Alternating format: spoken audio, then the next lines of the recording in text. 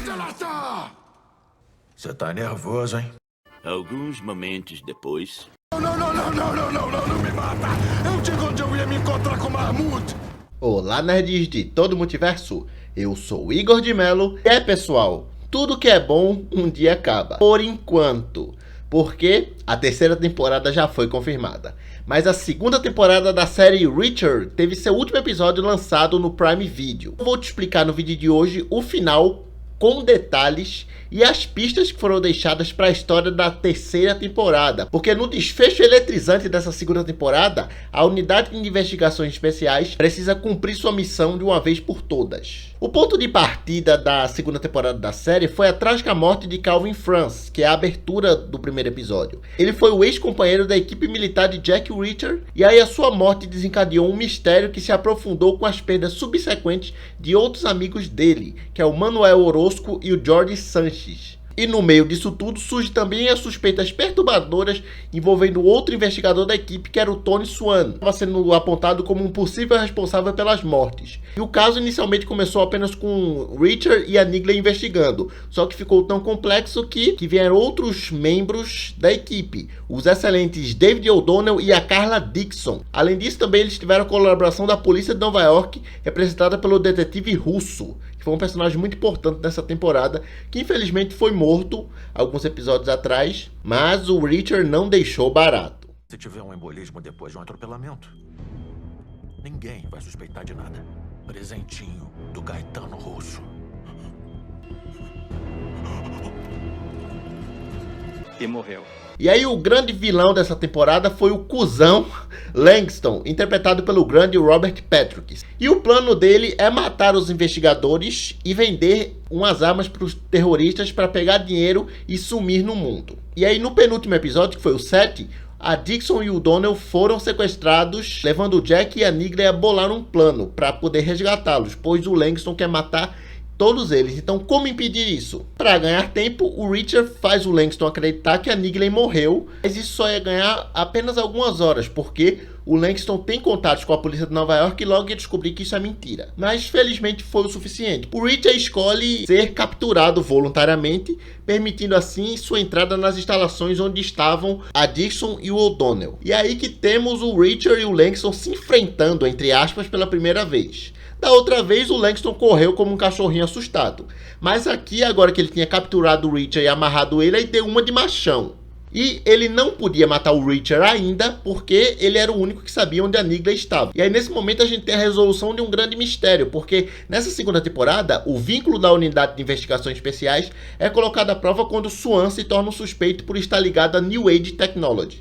E à medida que as evidências contra ele se acumulam, o Reacher e a equipe começam a divergir em suas opiniões sobre a inocência de Swan. E no desenrolar da trama, fica claro que o Swan não é o responsável pelas mortes de Franz, Orozco e Sanchez. Pelo contrário, foi ele que denunciou as operações ilegais de Langston. E aí, o Langston o matou e fez algo bem mórbido. Ele manteve os olhos e o dedo dele apenas para poder ter impressões digitais e tal para incriminá-lo posteriormente. Esse cara é um grande cuzão mesmo, né? E bom, lá fora a Negan neutraliza os guardas e em seguida faz um acordo com aquele senador Lavoie, aquele outro cuzão lá, que ele mande homens para que ajudem eles com a infiltração. Afinal, só a equipe do Reacher não ia dar conta, precisava de mais gente porque tinha muitos capangas do Langston lá dentro. E a invasão começa. No meio da confusão, o Reacher consegue se libertar graças a uma espécie de grampo que ele tem escondido em sua bota. E aí o Langston percebe que sua equipe está em desvantagem numérica e instiga os membros restantes a subirem para o helicóptero. Só que ele leva O'Donnell e Dixon amarrados. E aí, quando o helicóptero tá já decolando, nós temos a prova concreta de que nada para o nosso Reacher, porque ele corre atrás do helicóptero, se agarra na roda e vai junto, tá nem aí. Então ele consegue entrar no helicóptero e lá dentro Langston tá em desvantagem, porque só tem um capanga. Aquela confusão, murro, tiro pra cá, para lá. Acaba que a Dixon é empurrada para fora do helicóptero em sua cama, ela ia caindo.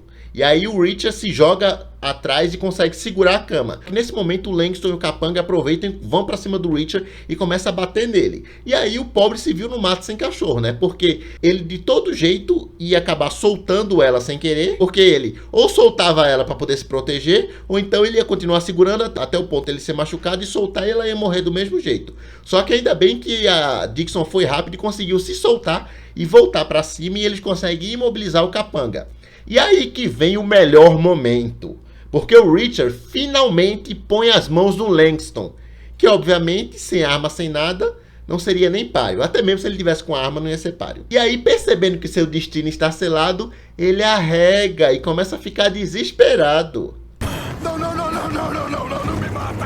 Eu digo onde eu ia me encontrar com o Marmute! Eu abri um sorriso com essa cena. Covarde, né? Quando o Richard estava amarrado, ele deu uma de machão, né? Agora, cadê a coragem, Langston? E aí, depois de dar um fim a isso, ainda não acabou, porque a equipe tem mais uma parada. E o interessante é que o Richard não precisava do Langston para conseguir a informação para onde eles estavam indo, porque tem um piloto também. Então, aproveitando disso, eles obrigam o piloto a continuar com a rota, e aí eles fazem um ataque secreto. Eles dão fim àquele outro vilão, que ele era aquele capanga lá do Langston. Eles matam um cara sem muito arrodeio também.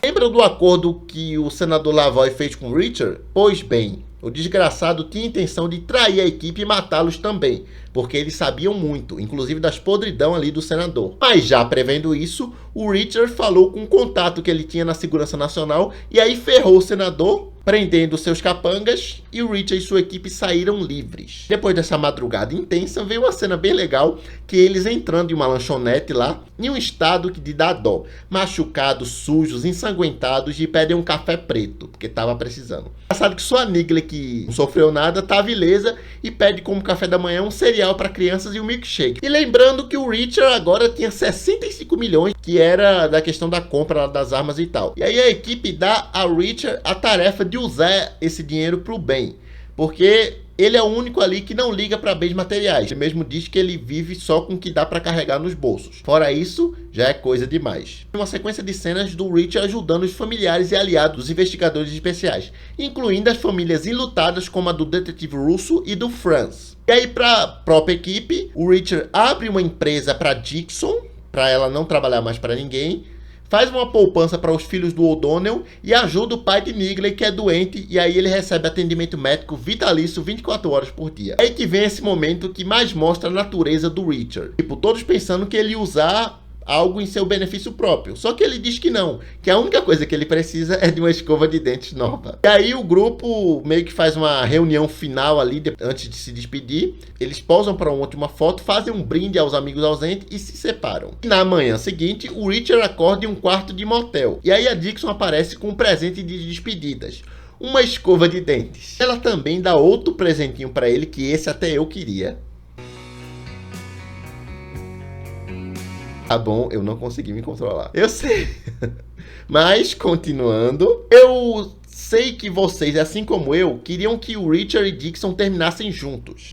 A série consegue deixar a gente, a cada temporada, triste com isso, né? A primeira temporada eu também fiquei torcendo para que ele ficasse com a Roscoe, porque lembrando que ele teve lá o lance com aquela menina durante o caso Margrave, mas no final ele vai embora. E na segunda temporada ele teve esse romance com a Dixon. Só que a diferença é que a Roscoe ele conheceu e foi desenvolvendo na hora. Só que a Dixon e ele já tinham uma tensão sexual desde a época que eles trabalhavam juntos. Só que isso não tinha acontecido porque ele era chefe dela e tal, só que depois eles resolveram isso quando se reencontram. Só que a separação de Dixon e Richard aqui é menos melancólica, porque ela o conhece bem para saber que ele não consegue se estabelecer em um só lugar por muito tempo. A Roscoe ainda estava aprendendo isso. E aí a Carla e o Richard fazem, né, o que vocês sabem, uma última vez e se despedem. Só que isso não é definitivo.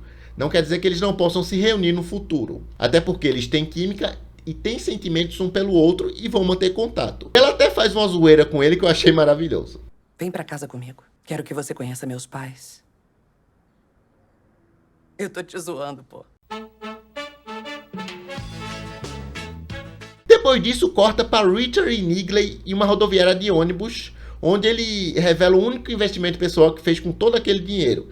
Ele investiu cerca de $1.800 num passe de ônibus por um ano, que vai permitir que ele viaje pelo país como quiser. E aí vem uma parte interessante, que a Nigley expressa sua insatisfação com a abordagem dos investigadores especiais, que só se veem quando dá merda. E aí ela pede a Richard para manter contato não só quando tem um caso, mas também como um amigo. Porque eles não são uma equipe, só amigos, são algo a mais. Eles são uma família. Isso é reforçado pelo próprio Richard depois que ele entra no ônibus. Visitei a família. E aí, nesse finalzinho do episódio, vem as pistas para a terceira temporada. Antes de mais nada, fazer uma observação aqui. O Reacher, a Negley, o O'Donnell e a Dixon seguem caminhos separados, certo? Só que a sobrevivência desses 4 durante tudo o que houve deixa a porta aberta para que eles retornem em futuras temporadas da série e sejam reintroduzidos caso a narrativa assim exija. E eu espero que sim, porque eu amei a dinâmica entre eles. Porque enquanto os livros originais do Lee Child adotam uma espécie de abordagem de antologia em suas histórias, algo que a série também está adaptando, mas eles estão fazendo uma mudança.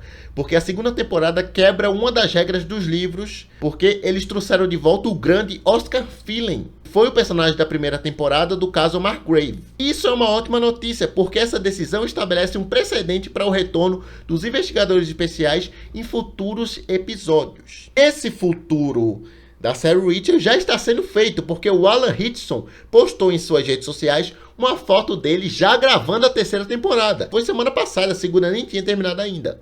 E ainda não temos o anúncio de elenco do novo ano, nem nada. Mas se você ainda não é inscrito aqui no canal Projeção Nerd, você vai se inscrever agora para ficar ligadinho, porque quando tiver atualizações, eu trarei para vocês em formato de vídeo ou short. E embora ainda não tenha sido anunciado qual dos livros do personagem vai ser adaptado no decorrer dos próximos episódios, o Alan Ritchson também deu uma declaração dizendo que a próxima temporada vai se basear em um dos mais populares livros escritos pelo Lee Child.